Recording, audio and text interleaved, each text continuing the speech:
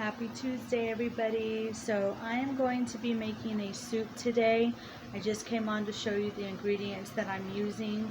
In my pot, I have vegetable broth or stock, and you can use chicken, beef, or either chicken, whatever you want, chicken, beef. I'm using vegetable. I'm soaking my spinach right now. I got one bunch of fresh spinach. I'm soaking them in vinegar and water for a little bit. And then I have some meatless meatballs that I'll be putting into it, and some marinara sauce and medium shell pasta. So these are the ingredients I'm going to be using.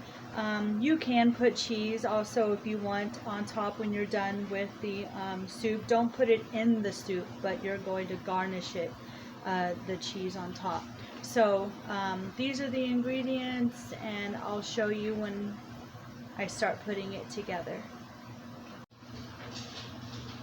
Alright, so my broth is now boiling. This is a 32-ounce container, by the way, of broth, and then I did add 2 cups of water to it. Once this becomes a boil, I'm adding 2 cups of my shells, and I'm also adding the meatballs in.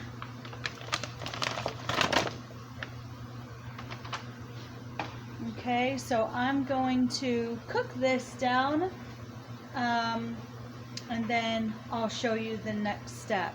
You want to cook the shells for around 7 to 9 minutes, and then I'll come back on and show you next. So the pasta is done. It's nice and tender, and so what I'm gonna do is I'm gonna add a cup of that marinara sauce.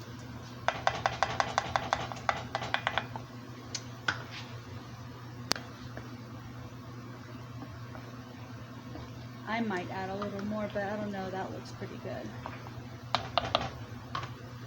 And then I'm gonna add about 1 to 2 cups of spinach.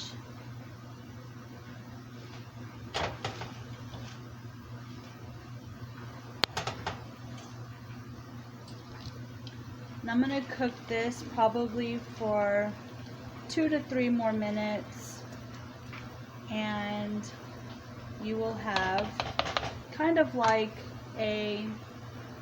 almost like a wedding soup, I guess, type thing, but you're only using a few ingredients. So that's what it looks like. And I used, like I said, the plant-based meatballs. You can, if you decide to use regular frozen meatballs, make sure that they're cooked. So you don't want to do ones you have to cook very long. You want ones that are already pre-cooked, so that way it doesn't take that long. So there you have it. Looks really good. And then when you put this in your bowl, or when you're serving it, you could sprinkle cheese on top if you do want cheese. And this would be a good fall meal too, when it gets nice and cold. Doesn't that look good?